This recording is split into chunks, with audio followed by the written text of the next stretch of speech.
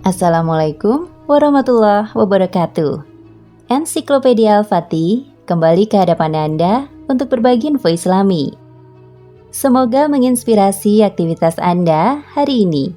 Dan jangan lupa klik tombol subscribe dan aktifkan notifikasi tombol lonceng agar tidak tertinggal berita terbaru dari Ensiklopedia Al-Fatih.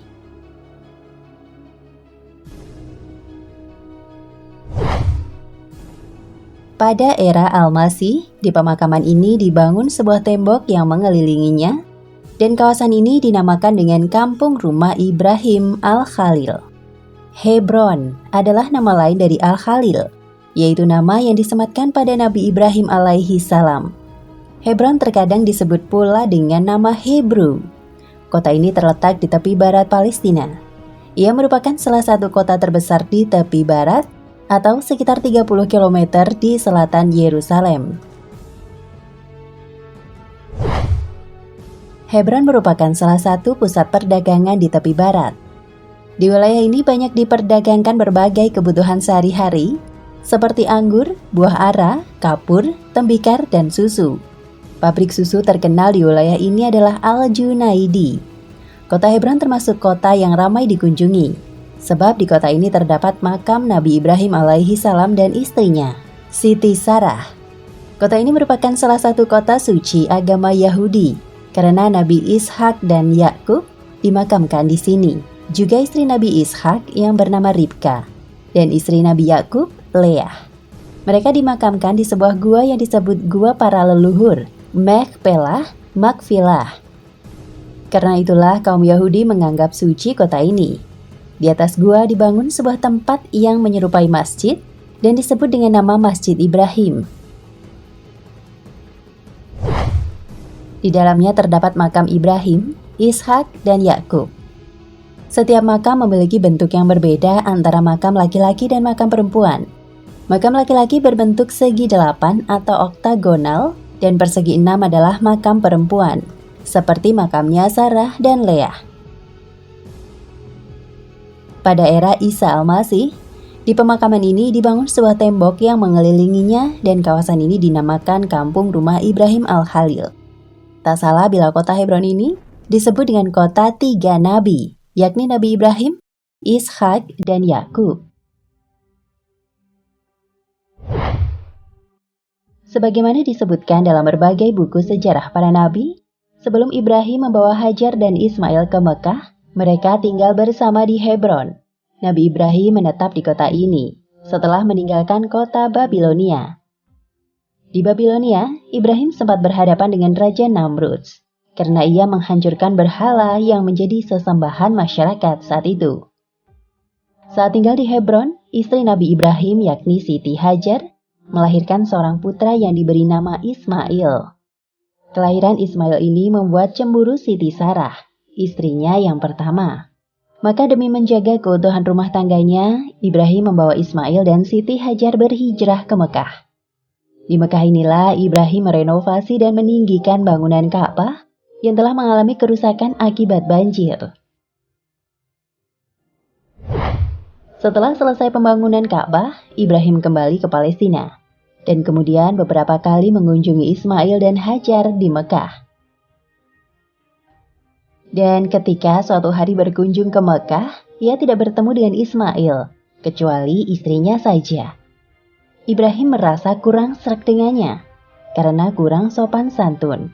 Ibrahim berpesan kepada istri Ismail, bila Ismail telah kembali, hendaknya ia segera mengganti daun pintu rumahnya.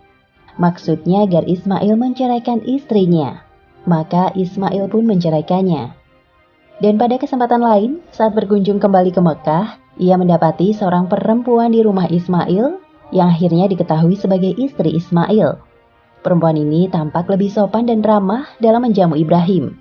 Ibrahim pun berpesan kepada istrinya Ismail agar bila Ismail telah pulang, hendaknya ia meneguhkan atau menguatkan daun pintunya agar tambah kokoh. Maksudnya Ismail hendaknya senantiasa selalu bersama dengan istrinya itu. Setelah peristiwa itu, Ibrahim kembali ke Hebron hingga wafatnya. Dalam Atlas Al-Quran, Syauqi Abu Khalil menjelaskan, Sesudah Hajar dan Ismail diungsikan ke Mekah oleh Nabi Ibrahim, maka tak lama kemudian Siti Sarah pun hamil. Tentu saja kehamilan ini merupakan anugerah Allah kepada Siti Sarah dan Nabi Ibrahim, sebab keduanya sudah berusia lanjut. Menurut Sami Abdullah Al-Maghluz dalam bukunya Atlas Al-Anbiya wa Ar-Rasul, saat itu Siti Sarah berusia 90 tahun, sedangkan Ibrahim berusia 120 tahun. Dan kami anugerahkan kepada Ibrahim, Ishak, dan Yakub, dan kami jadikan kenabiannya dan Alkitab pada keturunannya. Quran Surat Al-Ankabut ayat 27. Dan istrinya berdiri di sampingnya, lalu dia tersenyum. Maka kami sampaikan kepadanya kabar gembira tentang kelahiran Ishak, dan sesudah Ishak, lahir pula Yakub. Quran Surat Hud ayat 71.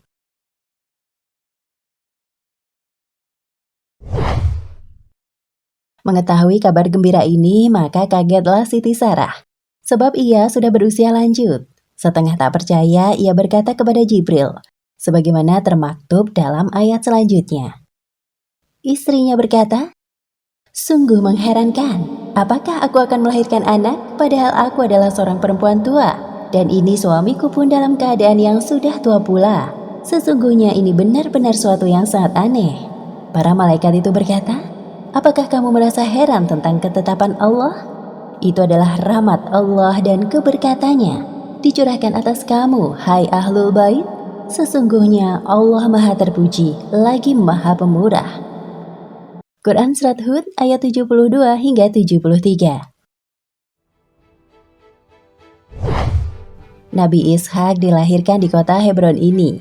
Menurut Al-Maghluz, Nabi Ishak diperkirakan lahir sekitar tahun 1897 sebelum Masehi. Sedangkan Ismail 4 tahun lebih tua dari Ishak. Nabi Ishak tumbuh dan besar di kota ini pula. Nabi Ishak diangkat menjadi nabi dan diutus kepada kaum Kan'an. Nabi Ishak meneruskan dakwah yang disampaikan oleh Ibrahim kepada kaumnya untuk senantiasa mengesahkan Allah dan meninggalkan sesembahan-sesembahan berhala-berhala. Nabi Ishak dikenal sebagai seorang nabi yang sangat soleh, jujur, dan berkah. Kepadanya diberikan sejumlah keistimewaan dengan sifat kelembutan, kasih sayang, hilm atau tidak emosional, dan penuh perhitungan yang matang. Tak banyak riwayat mengenai Nabi Ishak. Namun ketika wafat pada tahun 1717 sebelum Masehi, dalam usianya 180 tahun. Demikian keterangan Al-Maghluz. Nabi Ishak dimakamkan di Gua Makfilah bersamaan dengan kedua orang tuanya serta istrinya Ribka.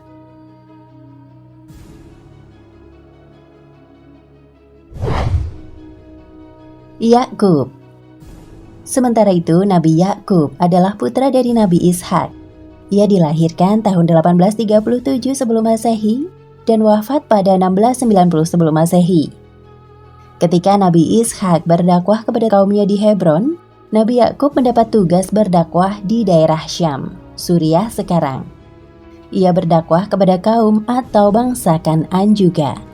Namun ia wafat di kota Hebron ini dan dimakamkan bersama dengan nenek moyangnya, yakni Nabi Ibrahim alaihi salam.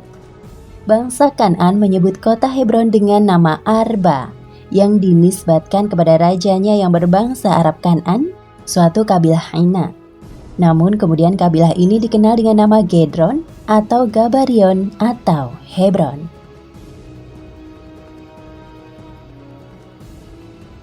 Nah pemirsa Ensiklopedia Al-Fatih, sampai di sini perjumpaan kita kali ini. Semoga menginspirasi.